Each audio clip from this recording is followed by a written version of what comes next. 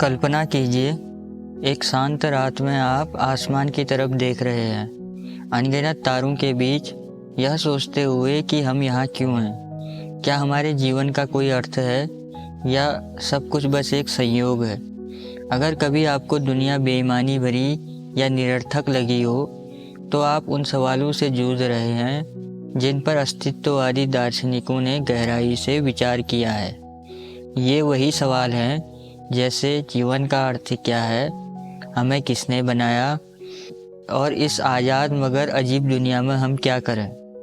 जब भी हम अस्तित्ववाद या एग्जिस्टेंशियलिज्म की बात करते हैं, तो हम एक ऐसी फ़िलॉसफी की बात कर रहे हैं जो व्यक्ति के अस्तित्व, उसकी आज़ादी और चुनाव को केंद्र में रखती है।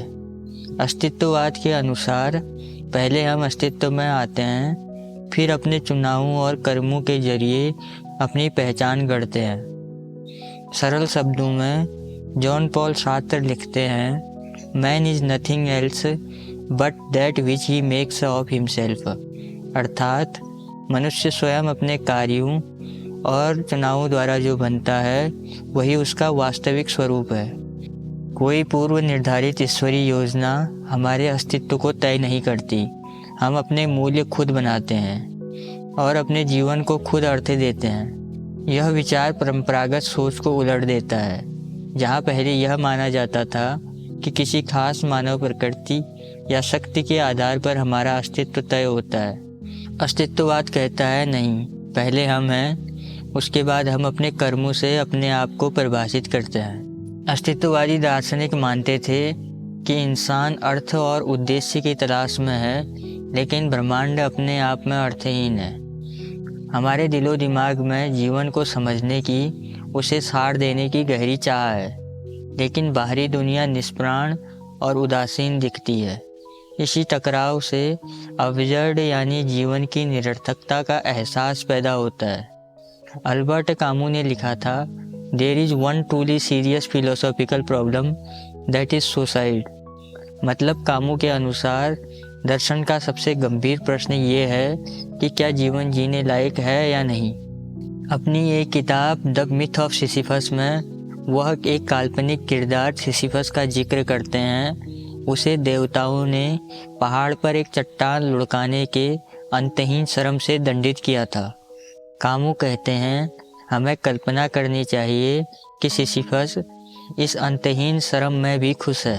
अर्थात इंसान को इस बिना अर्थ के लगने वाले जीवन में भी बगैर निराश हुए जीना होगा, बगावत भरे उत्साह के साथ।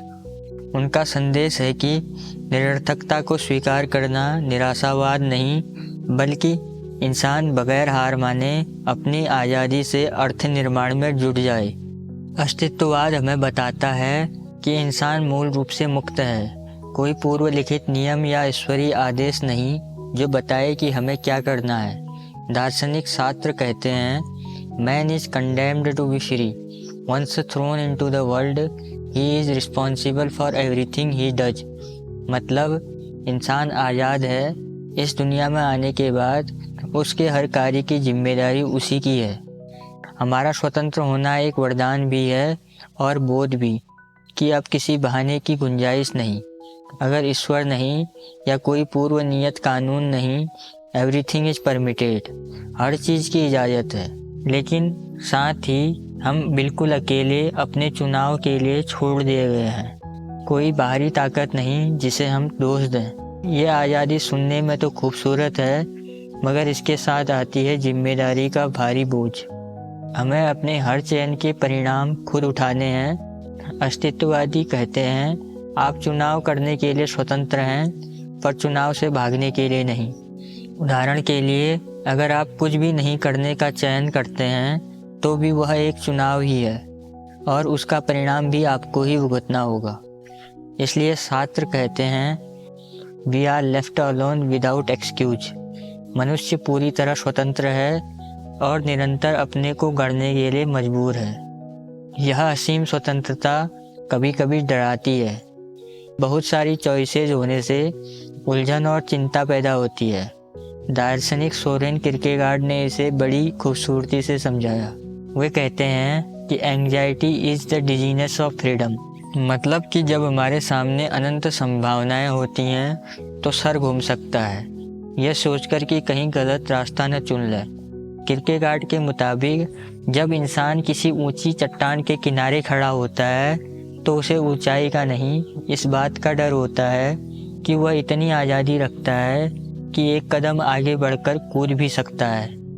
यही आज़ादी की सर चकरा देने वाली सच्चाई है। बाहरी रोक टोक से ज़्यादा हमें अपनी भीतरी स्वतंत्रता का भय सताता है। अस्तित्ववादी विचारकों ने माना कि ऐसी अस्तित्वगत चिंता हर इंसान अनुभव करता है। यह एहसास है कि हमारे निर्णय के पीछे कोई परम निर्देश नहीं, हम ही अंतिम निर्णायक हैं। लेकिन इस चिंता का एक सकारात्मक पहलू भी है।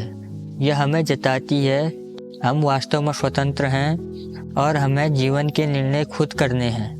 इस भय से भागने की बजाय इसे पहचान कर सही मार्ग चुनना ही आगे बढ़ने का तरीका है।